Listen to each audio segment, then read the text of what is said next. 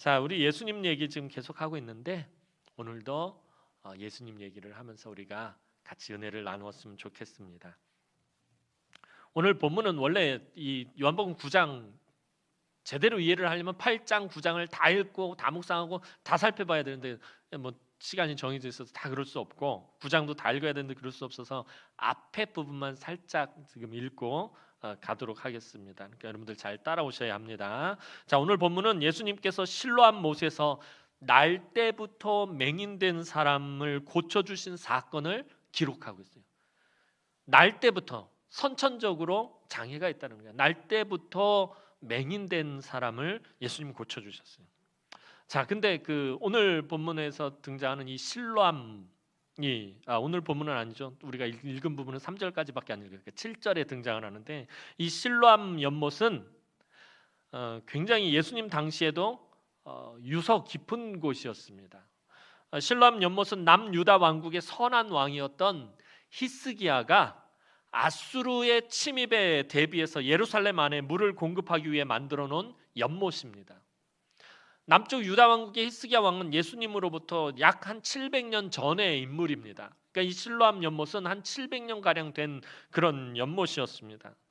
실로암은 예루살렘 성 지하에 그 길이가 약 500m가 넘는 아주 긴 터널을 파서 예루살렘 성 밖에 있는 기혼샘이라는 곳에서 물을 끌어다가 그 물을 저장해 놓은 연못이 바로 이 실로암 연못이었습니다. 사진 한번 보도록 하겠습니다. 이게 맨날 실로암 그러는데 그 실로암 못이었던 건지. 자, 요거는 그 예루살렘에 지금 가면 있는 실로암 연못의 한 지역이에요. 그러니까 실로암이 딱 저곳만 있는 것이 아니라 또 나아가면 저 물이 흘러서 또 다른 곳에 저장되는 또 더 넓은 곳이 있어요. 저기는 이제 주로 성지순례를 가면 많이 가는 곳이 바로 저 지역입니다. 또 다른 거 하나만 또 보겠습니다. 조금 전에 말씀드렸던 히스기야 시대 때 그 예루살렘 성 지하에 터널을 파가지고 예루살렘 성 바깥에 있는 기온샘이라는 곳에서 물을 끌어오는 그 길, 수로를 뚫는 건데 저게 히스기야 터널이에요. 저 사진을 찍느라고 조명을 넣어서 저렇게 보이는데 실제로 저 히스기야 터널에 들어가면은 하나도 보이잖아요. 얼마나 깜깜한지 몰라요. 일부러 저기다 조명을 설치 안 했어요. 그래서 그 성지 순례를 가면은 가이드들 중에 저 히스기야 터널을 통과하는 그런 코스를 잡는 경우가 있어요. 제가 2001년도에 갔을 때 저 히스기야 터널을 지나갔었는데 아무것도 안 보여서 앞 사람이 이렇게 허리춤 붙잡고 벽을 더듬으면서 이렇게 지나가는 저 폭이 제 어깨 좌우가 달동말동할 정도로 이렇게 폭이 얇고요. 높이는 한 2m에서 1.5m 정도. 그래서 2m 정도는 괜찮은데 1.5m 갈 때 이렇게 숙이고 가야 되는 한 500m를 계속 그러고 깜깜한 데를 벽을 더듬으면서 막 그렇게 가야 돼요. 마치 오늘 본문에 등장하는 그 날 때부터 맹인된 자가 실로암 연못까지 가는 그 길, 어둡고 맹인이니까 보지 못하니까 어둡고 깜깜한 길을 가는 것을 한번 경험해 보라고 가이드들이 그렇게 하는 그 길이기도 합니다. 자, 실로암 연못 사진 하나만 더 볼까요? 요거는 이제 아까 보았던 장면을 조금 클로즈업해서 보는 것이고요. 하나 더요. 마지막으로 하나만 더 보겠습니다. 그 부분을 저 반대쪽 위에서 본 건데 저 그 입구로 보이는 곳이죠. 저것이 그 아까 말씀드린 히스기야 터널을 지나면은 절로 이렇게 나오게 돼 있어요. 그래서 그 깜깜한 곳, 빛이 한 점도 없는 곳을 막 더듬으면서 가다 보면 저쪽 끝에 조그만 점 같은 것이 보여요. 빛이. 근데 점점 그것이 이렇게 커지다가 탁 나오면은 실로암 연못이 그 앞에 탁 놓여 있는 것입니다. 그것이 이제 오늘 본문에 우리가 살펴본 실로암 스토리입니다. 지금도 성지 순례를 가면은 저곳을 꼭 가보게 돼요. 그리고 아까 말씀드렸던 그 터널을 통과해 보게 되고요. 그것을 통해서 그러니까 저도 사실은 실로암이라는 곳을 가보기 전에는 저것이 그냥 성경으로만 읽던 곳이었는데 가서 보면서 오히려 이 본문 말씀이 더 많이 이해가 되게 됐습니다. 자, 오늘 본문을 제대로 이해를 하려면 한 가지를 또 살펴보고 가야 돼요. 8장에서 요한복음 8장에서 예수님께서 이제 성전에서 막 가르치실 때 이 바리새인 무리들 유대인들이 와서 자꾸 예수님에게 시비를 거는 거예요. 그래서 예수님과 이런저런 이야기를 하다가 이제 이 바리새인들과 유대인들이 화가 나가지고 예수님을 향해서 돌을 들고 치려고 할 때 예수님께서 그 자리를 싹 피해가지고서는 이렇게 피해 나오시는 그 장면으로 8장 끝부분이 마무리되어집니다. 예수님을 돌로 치려고 하는 사람들을 피해서 그 성전에서 나가시면서 8장이 끝이 납니다. 따라서 오늘 본문에서 주님은 1절 보면은 예수께서 길을 가실 때라는 거거든요. 주님이 성전에서 나와서 길을 가시는 중에라는 것입니다. 이제 1절 말씀 한번 보도록 하겠습니다. 오늘 본문 1절 말씀 우리 다 함께 한번 읽어보겠습니다. 시작.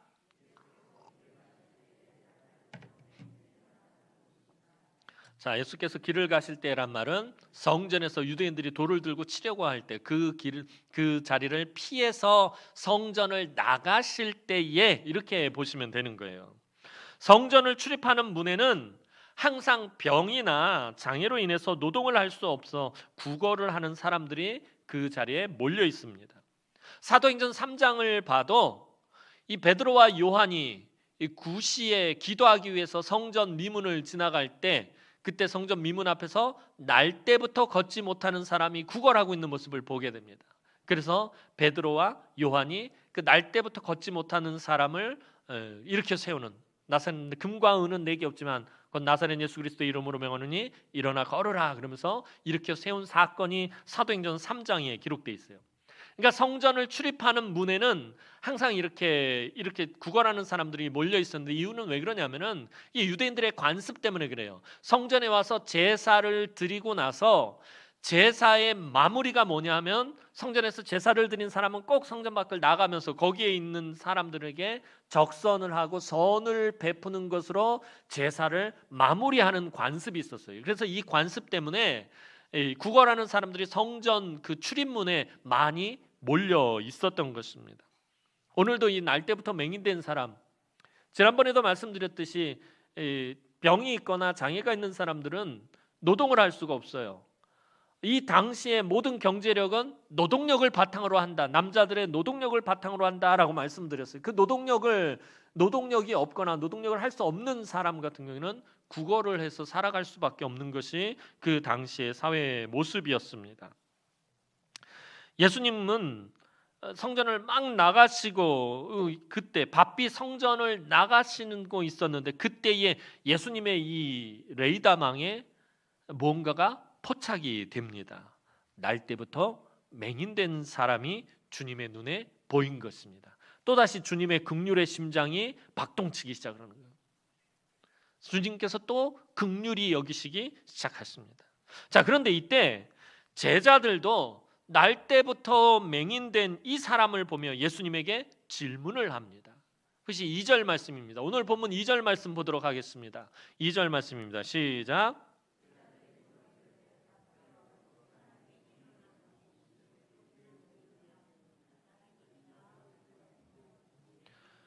자, 제자들이 예수님에게 이상한 질문을 해요. 예수님, 지금 저 날 때부터 맹인된 사람이 있는데 저 사람이 저렇게 된 것은 누구의 죄 때문에 그런 것입니까? 저 사람의 죄 때문에 그런 것입니까? 아니면 저 사람의 부모의 죄 때문에 저렇게 된 것입니까? 하고 묻습니다. 예수님의 제자들까지도 이렇게 말하는 것으로 보아 당시 사회적인 통념은 일반적으로 사람들이 생각하고 있었던 것이 개인의 질병이나 장애가 그 당사자의 죄이든지 아니면 조상들의 죄라고 생각하는 경향이 매우 짙었다라는 것입니다. 특별히 바리새인 같은 무리들은 죄에 대해서 매우 문자적으로 정죄하려고 했어요. 문자적으로 정죄하려 한다는 말은 율법 문자 그대로 지키나 안 지키나 봐서 그대로 안 지키면은 죄다라고 정죄를 하는 거예요. 넌 죄인이야. 율법대로 안 하니까. 율법의 문자대로 지키지 않으면은 죄인이다라고 정죄하려고 했어요. 이 바리새인들이 철저하게 문자적으로만 정죄하려고 했던 것은 자신들은 율법을 문자적으로 지키기 때문에 죄가 없는 의인이라고 생각했기 때문이에요. 나는 금식도 하고 나는 11조도 하고 나는 구제도 하고 나는 정결을 예식에 따라서 음식도 먹고 나는 율법대로 사니까 나는 의인. 근데 너는 그대로 못하니까 너는 죄인. 이게 바리새인들 하는 것이었어요. 율법을 문자 그대로 해석하고 문자 그대로 적용을 하는 것이었어요. 그리고 자신들은 혈통에 있어서도 정통 아브라함의 자손이기 때문에 죄가 없다라고 생각했어요. 나는 아브라함의 자손으로 태어났으니까 난 태어나면서부터 죄가 없다라고, 난 의인이다라고 생각하는 게 바리새인들이었습니다.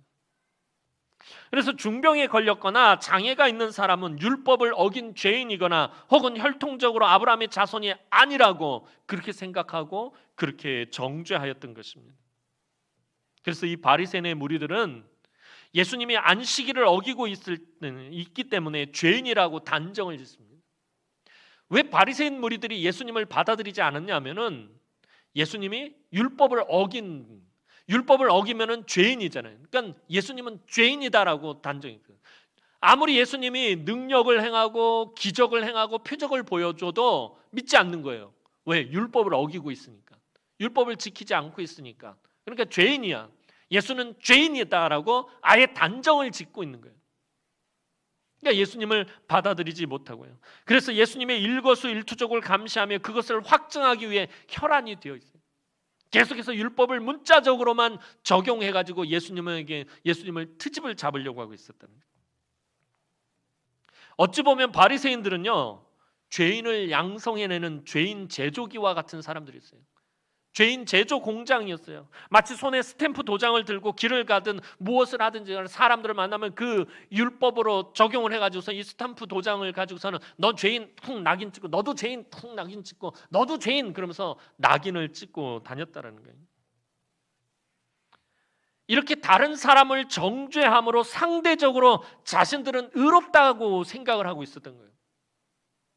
오늘날도 그렇잖아요. 다른 사람의 잘못, 다른 사람들이 죄를 지은 것, 이런 것들을 끄집어내고 비난하고 비판하면 마치 자기가 이 사람보다 더 의로운 것처럼 그렇게 생각을 한다는 거예요. 다른 사람을 책망하고 다른 사람을 정죄하면 상대적으로 내가 의롭다라고 여겨진다라는 거예요. 바리새인들은 그랬어요. 율법을 문자적으로 적용하고 상대방을 정죄함으로 자기들은 의인이라고 생각해요. 그러니까 정죄하는 것을 좋아하고 늘 정죄하러 다녔다는 거예요. 그러니까 늘 사람들을 죄인으로 만드는 거예요. 막 그래야 상대적으로 자기들은 의로운 사람이 되니까. 하루에 또 만나는 사람들마다 다 죄인 취급을 하는 거예요. 다 죄인으로 만들어버리는 거예요. 그러니까 죄인 제조기예요, 이 바리새인들은. 이처럼 바리새인들의 믿음은 정죄하는 믿음이었어요. 연약하고 불쌍한 장애인과 그들의 부모와 조상까지 죄를 뒤집어 씌워서 죄인을 만들어야 속이 후련한 사람들이었어요. 그래서 바리새인의 무리들은 예수님과 함께할 수 없었고 예수님을 받아들일 수 없었던 것입니다. 예수님은 바리새인들과는 분명히 전혀 다른 생각을 가지고 계셨습니다. 날 때부터 맹인된 사람이나 그의 부모에게 죄가 있다라고 예수님은 정죄하지 않으셨습니다. 3절 말씀 보도록 하겠습니다. 오늘 본문 3절 말씀입니다. 시작.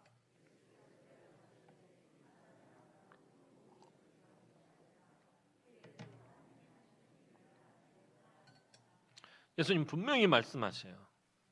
이 사람이나 그의 부모의 죄로 인한 것이 아니다. 하나님이 하시고자 하는 일을 나타내려고 하시는 뿐이다. 예수님은 바리새인들이 억지로 지어놓은 그 율법의 무거운 짐과 정죄로부터 날 때부터 맹인된 사람을 자유롭게 하셨어요. 물론 우리 예수님이 죄를 죄가 아니다라고 말씀하시는 것 아니에요. 예수님은 죄의 문제를 지금 아주 신중하고 주의해서 다루시고 계시는 것입니다. 다른 사람을 정죄하는 것을 가볍게 생각하여 그렇게 쉽게 정죄할 수 없다라는 것입니다. 우리 지난주에 살펴본 것처럼 현장에서 가늠하다 잡혀온 여인을 보고 예수님 그러시잖아요. 나도 너를 정죄하지 아니하노니 가서 다시는 죄를 범하지 말아라. 용서하셨다고 해서 죄를 죄가 아니다라고 말씀하신 건 아니에요. 분명히 죄는 죄라고 말씀하셨어요. 근데 우리는 용서받았다라고 생각을 하면 이 죄를 굉장히 희석시키려는 경향이 있어요. 예수님은 죄에 대해서 아주 신중하고 조심해서 지금 다루고 계시는 것입니다. 다른 사람을 정죄하는 것을 가볍게 생각해서 그렇게 쉽게 정죄할 수 없다라고 예수님 말씀하시는 것입니다. 사실 바리새인들은 율법의 문자에 너무 집착하였고 감정에 휩쓸렸고요. 주변의 시선과 무리들의 분위기에 좌우됐습니다. 지난주에 살펴본 것처럼 현장에서 가늠하다 잡혀온 여인을 대하는 그들의 태도를 보면 철저하게 모세의 율법을 문자적으로만 적용해요. 그 율법의 의미를 가지고 적용을 하는 게 아니라 문자만 가지고 적용을 하고 사람들의 감정에 휩쓸리고요. 무리들의 분위기를 선동하고 그러고 있는 것을 볼 수 있습니다. 다른 사람을 정죄하면서 자신들이 지금 무슨 짓을 하고 있는지 전혀 알지 못하고 있었다라는 것입니다. 예수님은 우리의 모든 죄를 용서해 주시기 위해서, 사해 주시기 위해서 이 땅에 오신 분이십니다. 아무런 죄도 없으시고 흠도 없으신 우리 주님께서는 가장 흉악한 형벌인 십자가에서 우리 죄의 대가를 당신의 몸과 생명으로 지불하기 위해 오신 것입니다.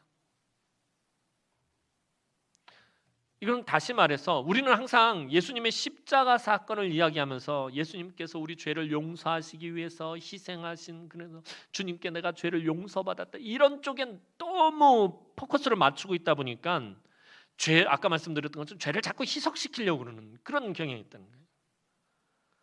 잘 보세요. 하나님이 독생자를 십자가에서 죽기까지 희생시키셨다는, 우리의 죄를 감당하게 하셨다라는 것은, 다시 말해서 하나님은 독생자를 희생시켜서라도 죄의 문제를 너무나도 분명하고 확실하게 다루신다라는 것을 보여주시는 것이에요. 우리의 죄를 용서하기 위해서 독생자를 보내셨지만 한편으로는 독생자를 죽기까지 희생시켜서라도 죄의 문제를 다루시겠다라는 하나님의 단호한 모습이다라는 것입니다. 절대로 죄를 용납하지 않으신다라는 것입니다. 조금의 여지도 남겨두지 않으십니다. 죄는 분명하게 죄로 여기신다라는 것입니다. 그런데 우리 주님은요, 분명히 더럽고 악한 죄에 대해서는 가차없이 죄라고 말씀하십니다. 나도 너를 정죄하지 아니하노니 가서 다시는 죄를 범하지 말라. 가서 다시는 죄를 범하지 말라. 너 지금 죄를 지었다라는 거예요. 죄는 죄라고 분명히 말씀하신다는 거예요, 우리 주님도. 하지만 죄인들을 대하실 때는, 죄를 대하실 때는 가차없이 죄라고 말씀하시지만 그 죄를 지은 죄인들을 대하실 때는 우리 주님은 사랑과 긍휼과 자비와 인자로 대하신다라는 것입니다. 이제 예수님은 당시의 사회적인 통념과 정면으로 충돌하십니다. 육체의 병이나 장애 때문에 정죄하지 못하게 하십니다. 육체의 병이나 장애는 죄의 결과가 아니다라고 주님 선언하십니다. 오늘 날 때부터 맹인된 사람은 죄의 결과가 아니라 하나님께서 특별한 목적이 있어서 그렇게 하신 것이다라고 주님 말씀하십니다. 신체의 장애는 죄의 결과가 아닙니다.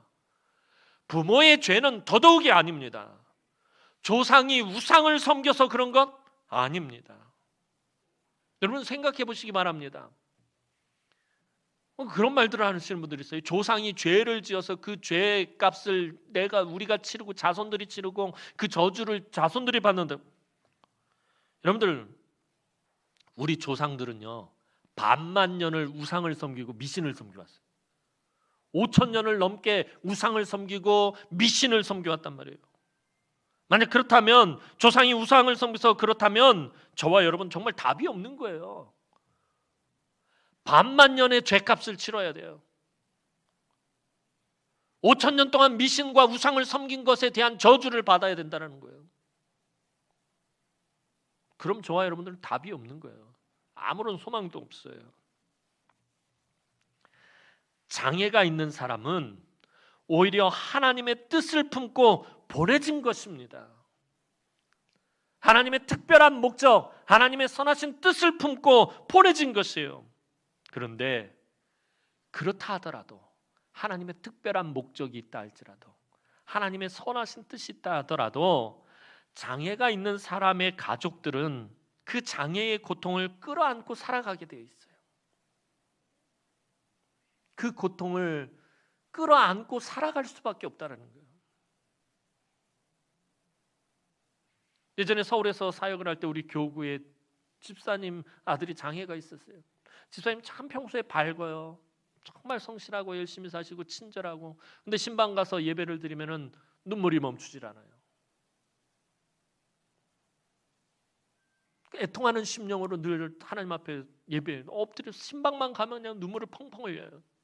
그러면서 집사님 하시는 말씀이, 내 아들의 장애로 인해서 처음엔 너무 힘들고 고통스러워, 지금도 목사님 고통스럽긴 하지만 한 가지 조금은 아는 것이 뭐예요? 하나님의 마음을 알 것 같다라고 그래요. 장애가 있는 자기 아이를 케어하면서 하나님의 마음을 조금은 알 것 같다라고, 그러면서 눈물을 흘리세요. 장애를 가진 사람의 가족들의 마음은 사실 저와 여러분들이 100분의 1, 1000분의 1도 몰라요. 얼마나 큰 아픔을 가지고 살아가는지.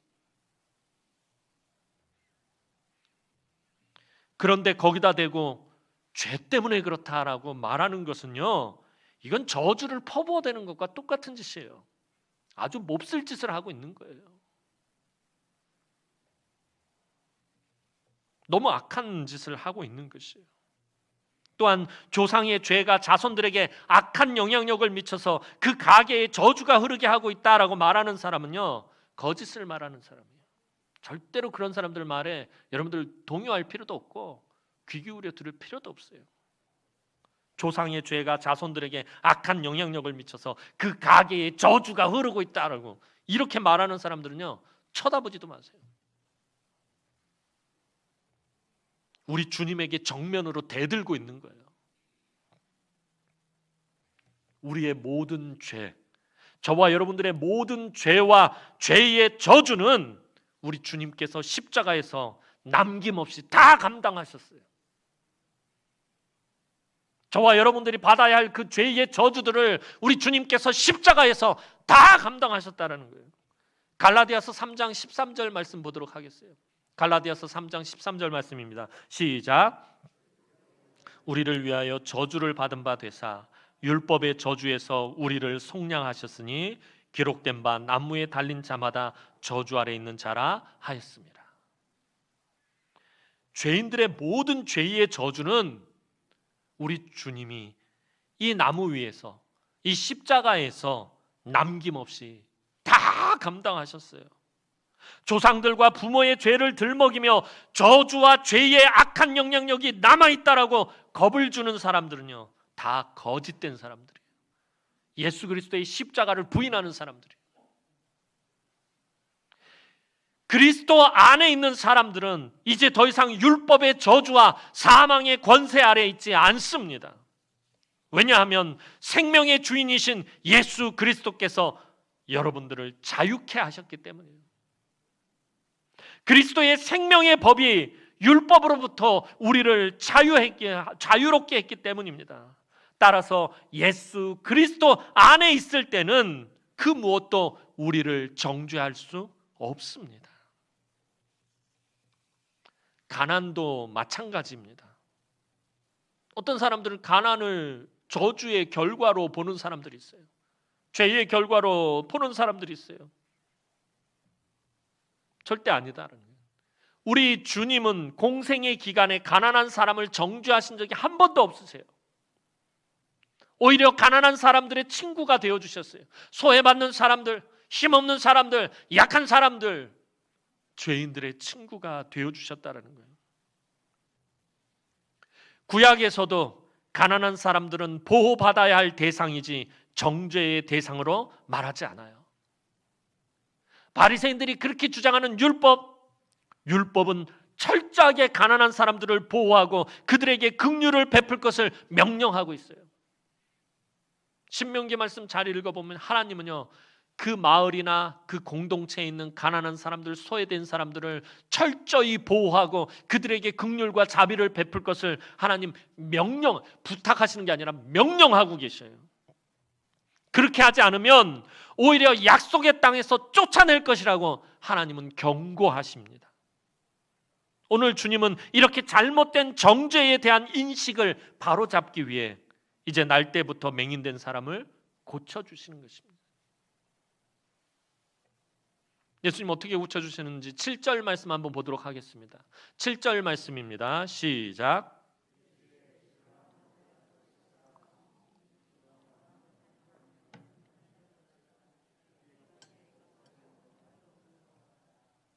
자, 예수님은 당신의 침으로 흙을 짓이겨서 이 날 때부터 맹인된 사람 눈에다 이렇게 바르신 다음에 가서 실로암 못에 가서 씻으라라고 말씀하십니다. 그런데 이번에는 예수님이 고치시는 모습이 여느 때와는 다르십니다. 보통 때 예수님께서 병자를 고치실 때 어떻게 고치시죠? 그 자리에서 바로 고치셔요. 그 자리에서 말씀으로 고치시든지 손을 얹어서 고치시든지 네 침상을 들고 가라, 네 자리를 들고 가라 하면서 그 자리에서 고쳐주십니다.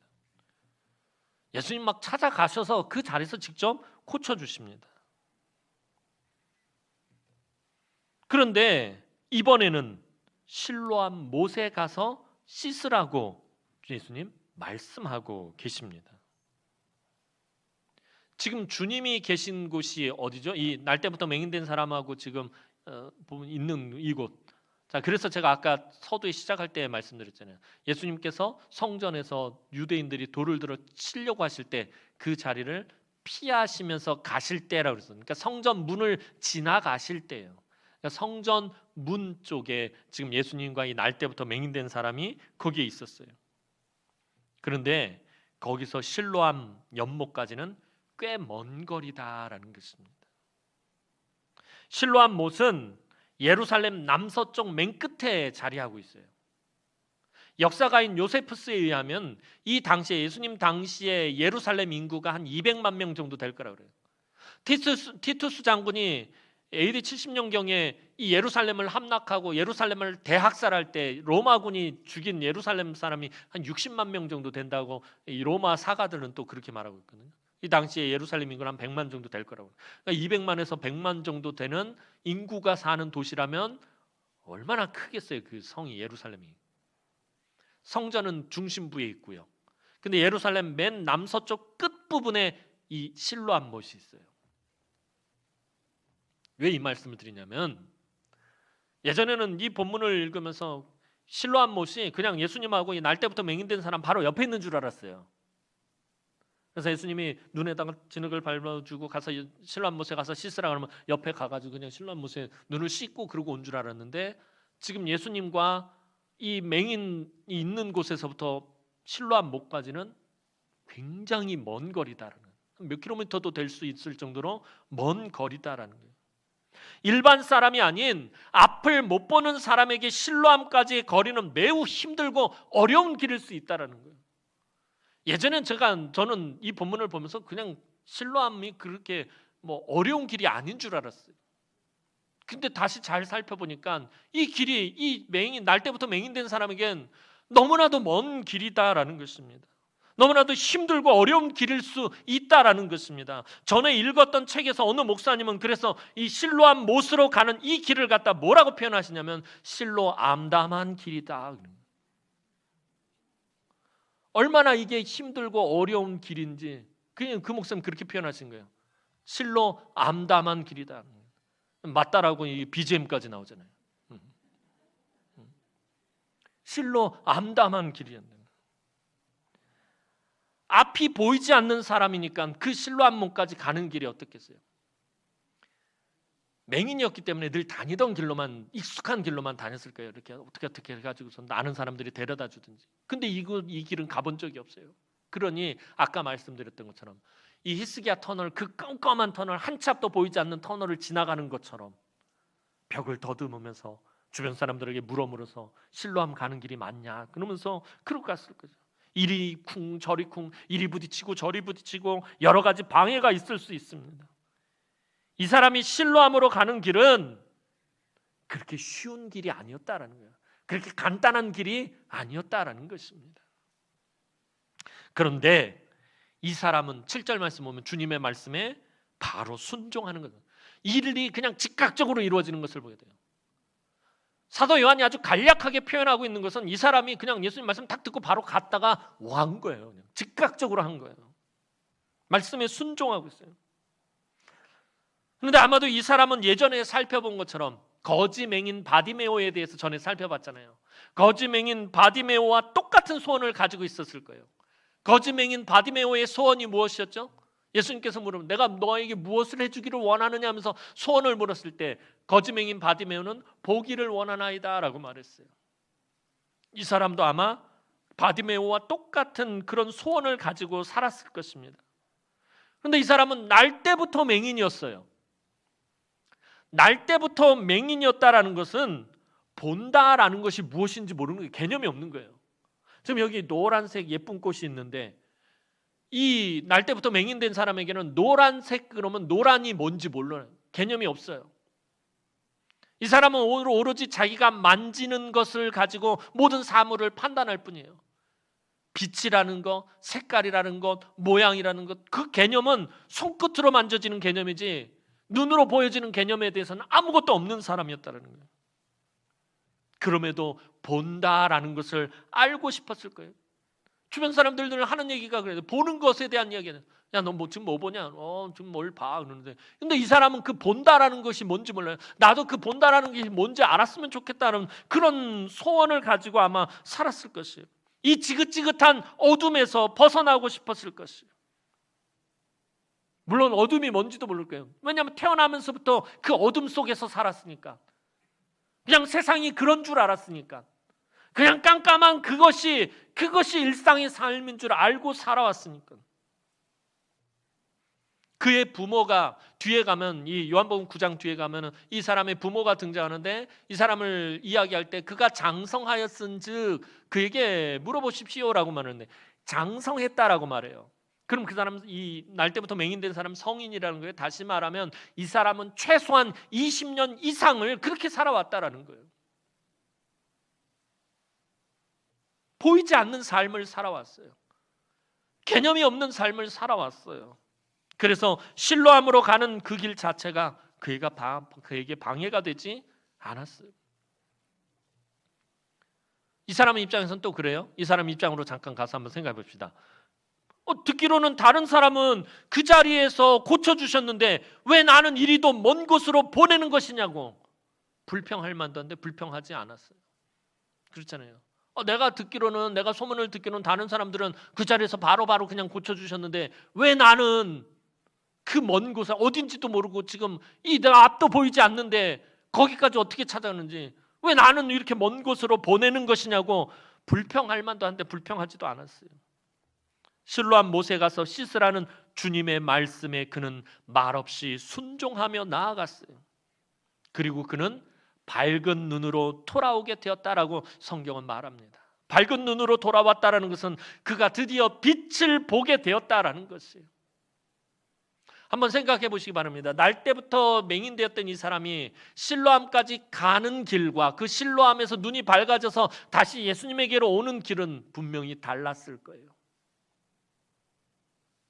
갈 때는 히스기야 터널을 지나가듯이 그 컴컴한 곳을 더듬으면서 물어 부딪히고 힘들며 어렵게 갔지만 눈이 밝아졌어요. 생전 처음으로 본다라는 것을 경험하게 되는 거예요. 색깔들, 모양들, 빛을 보게 됐어요. 그 돌아오는 길은 갈 때 길과는 전혀 다른 길이었을 거예요. 사랑하는 성도 여러분, 우리 주님은요 하나님으로부터 이 땅에 보내심을 받으신 분이에요. 하나님이 이 세상을 너무나도 사랑하셔서 독생자를 보내주셨어요. 요한복음 3장 16절 말씀 여러분들이 너무나 잘 아는 말씀. 하나님이 세상을 이처럼 사랑하사 독생자를 주셨으니 이는 저를 믿는 자마다 멸망치 않고 영생을 얻게 하려 하심이라. 하나님이 이 세상을 이처럼 사랑하셔서 독생자를 보내주셨다는 거예요. 그런데 하나님으로부터 보내심을 받은 우리 주님은 오늘 날 때부터 맹인된 사람을 보내고 계시다는 거예요. 오늘 저와 여러분들에게도 마찬가지예요. 보내심을 받은 주님은 우리도 보내시고, 하나님의 보내심, 즉 하나님이 하시는 일을 깨닫게 하고자 우리도 삶의 실로함으로 우리 주님이 보내신다라는 것이에요.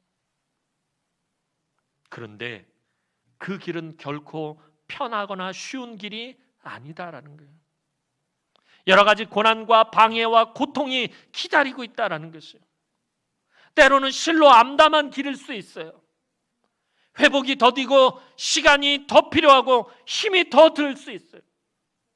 이 실로암의 길을 갈 때 회복이 더디고 비록 시간이 더 필요하고 힘이 더 든다고 할지라도 그것은 하나님이 하시고자 하는 일을 나타내는 길입니다. 하나님의 선하신 뜻을 나타내는 너무나도 특별한 길입니다. 이 길은 하나님이 주신 길입니다. 하나님이 보내시는 길입니다. 여러분의 모든 것이 다 하나님이 주신 것이에요. 여러분의 물질도, 여러분의 건강도, 여러분이 지금 살고 있는 집도, 여러분들이 타고 다니는 자동차도 다 하나님 주신 것이에요. 가족도 마찬가지예요. 여러분의 아내도, 남편도, 부모도, 자녀들도, 여러분이 가진 질병이나 신체적인 약점도 주님이 보내시는 길과 같은 것입니다. 우리는 그 길을 믿음으로 끌어안고 가야 합니다. 왜냐하면 그 길에 하나님이 하시고자 하는 특별한 목적이 숨어 있기 때문입니다. 오늘 여러분이 가야 할 실로암 길은 어디입니까?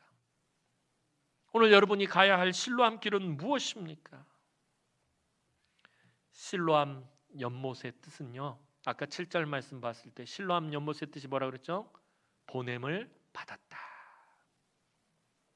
왜 예수님은 실로암으로 보내셨을까? 실로암의 뜻은 보냄을 받았다라는 거예요.